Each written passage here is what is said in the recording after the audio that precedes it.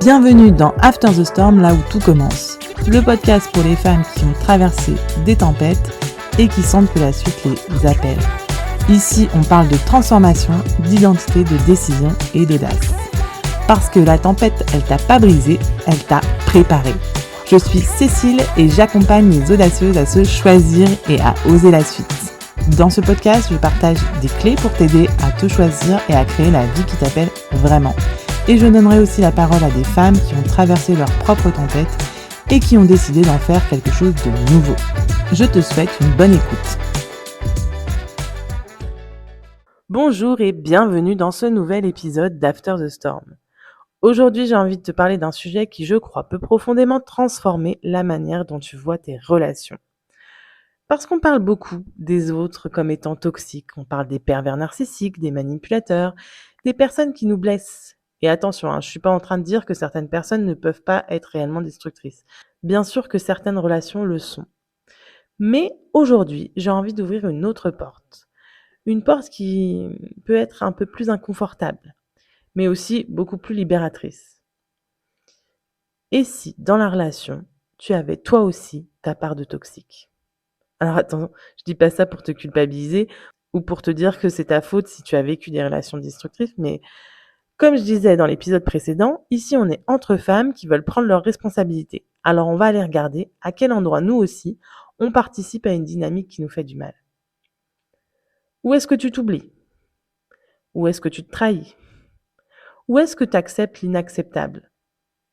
Avec le recul, je me suis rendu compte que finalement, il y avait vraiment une récurrence dans mes relations, quelque chose qui se répétait, un schéma qui se reproduisait. J'avais toujours cette sensation d'être prise pour une conne, alors que moi, je faisais tout pour l'autre. Dans quasi toutes mes relations, je donnais énormément, que ce soit en temps, en affection, en conseils, en argent. Je m'adaptais, j'attendais. Je faisais toujours plus. Limite, mon mec, c'était mon projet. Je voyais le potentiel de ce que la relation, elle pouvait donner. Et j'imaginais qu'en donnant mon max, j'allais enfin être aimée comme je le voulais. Et surtout, la projection que j'avais faite de cette relation allait se réaliser comme dans mes rêves. Comme si, à force d'efforts, l'autre allait finir par me choisir vraiment et totalement comme je l'avais imaginé. Mais je vais te dire un truc, ça s'est rarement passé comme ça. J'avais l'impression que c'était parce que j'en faisais toujours pas assez. Soit il allait voir ailleurs, oui, j'étais pas assez bien. Soit il préférait passer du temps avec d'autres, j'étais pas assez intéressante. Et moi, je restais là, à attendre. Je me souviens de soirées entières devant mon téléphone à attendre ou même à harceler de messages ou d'appels pour avoir des miettes d'attention. Je me sentais ridicule de me réduire comme ça, mais je pouvais en parler à personne et je me sentais tellement seule. Et puis finalement, en accompagnant d'autres femmes, je me suis rendu compte qu'on était tellement de femmes dans ce cas. Et vraiment, mon travail prend tout son sens quand je vous aide à vous libérer de tout ça. J'ai mis un peu de temps à comprendre ma part de responsabilité dans la relation que j'avais eue avec mon ex, que j'avais diagnostiqué pervers narcissique. Alors c'est vrai qu'il a reproduit avec beaucoup de femmes ce que j'ai vécu, mais il ne faut pas oublier qu'avec certaines femmes, toute sa stratégie, elle n'a pas fonctionné. Je pense que je pourrais faire tout un épisode sur les techniques utilisées, mais bon, ça ce sera pour un autre épisode. Finalement, il a fallu que je sorte avec un mec bien après, pour me rendre compte que même là, la relation elle pouvait dysfonctionner, et que cette fois, fallait le regarder bien en face, parce que la toxique dans l'histoire, c'était moi. Pendant longtemps, je suis restée attachée à ce que mon ex avait fait, à ce qu'il avait dit, à la manière dont il me faisait me sentir. Je cherchais à comprendre pourquoi il agissait comme ça, pourquoi il me faisait vivre ça. Mais je regardais pas ce que moi, je mettais dans la relation. Je faisais tout pour lui faire plaisir, tout, vraiment. Je m'adaptais à ses humeurs, à ses besoins, à ses envies. Je faisais passer la relation avant moi. Je voulais être la bonne partenaire, la femme qu'il allait choisir, la femme qui ne quitterait pas. Et sans même m'en rendre compte, en fait, j'étais en train de disparaître en tant qu'être humain. J'étais un paillasson. Je posais aucune limite. Je disais oui quand j'avais envie de dire non. J'acceptais des paroles, des comportements, des situations qui n'étaient pas du tout alignées avec qui j'étais. Pourquoi ? Parce qu'au fond, ma plus grande peur, c'était pas la relation elle-même, c'était de le perdre.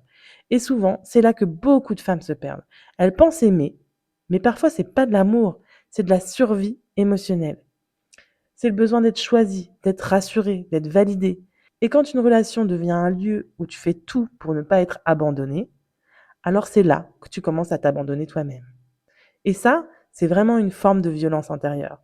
Parce qu'à force de vouloir garder l'autre, tu te perds. Au début, dans la relation avec l'homme qui partage ma vie aujourd'hui, on vivait à distance. Et chaque fois qu'il devait partir, je créais une crise. À chaque fois, ça n'a pas loupé. Comme si le départ ne pouvait pas se vivre autrement. Disputes, tensions, larmes, menaces de rupture. Et pendant longtemps, je pensais que le problème, c'était la distance. Mais en réalité, c'était pas la distance. C'est ce que ça réveillait en moi. La peur du vide, la peur de plus exister, la peur d'être laissé. Alors inconsciemment, je recréais ce que je connaissais déjà, le conflit, parce que j'avais appris à exister dans mes relations à travers les crises. L'intensité, ça me semblait être une preuve d'amour. Le chaos, ça me semblait familier. Par contre, le calme, lui, il me paraissait presque menaçant. Peut-être que toi aussi, tu connais ça. Pas forcément sous la forme de crise, mais à travers des comportements qui reviennent. Tu testes l'autre, tu pousses à bout, tu cherches à être rassuré, tu provoques des discussions, tu surinterprètes un silence, tu analyses toutes les paroles, tout ce qu'il va dire, tout ce qu'il va faire. Et souvent, derrière tout ça, il y a une blessure dominante qui influence toute ta vie. C'est d'ailleurs pour ça que j'ai créé un quiz sur la blessure dominante qui influence tes relations. Parce que très souvent, on ne réagit pas à la situation présente. On réagit depuis une ancienne blessure. Souvent, la blessure de rejet, d'abandon, d'injustice, de trahison ou d'humiliation. Et tant que cette blessure reste inconsciente, elle continue de diriger ta manière d'aimer, de réagir et de te positionner. Je t'invite vraiment à faire le quiz après cet épisode et je te mets toutes les infos en description. Ça peut déjà t'aider à comprendre ce qui dirige tes relations aujourd'hui.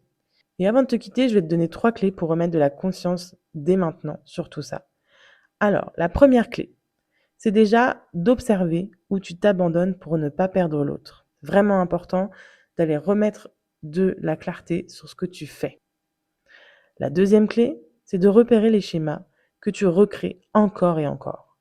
Et la troisième clé, c'est demande-toi, est-ce que dans cette relation, alors peu importe la relation, que ce soit ton mec, ta sœur, ton père, ta collègue, ton boss, est-ce que tu te choisis vraiment ? Aujourd'hui, en accompagnant toutes ces femmes, je réalise à quel point on est nombreux à avoir vécu ça. Attendre, se réduire, mendier de l'attention, confondre amour et peur de perdre. Et c'est précisément là que mon travail prend tout son sens.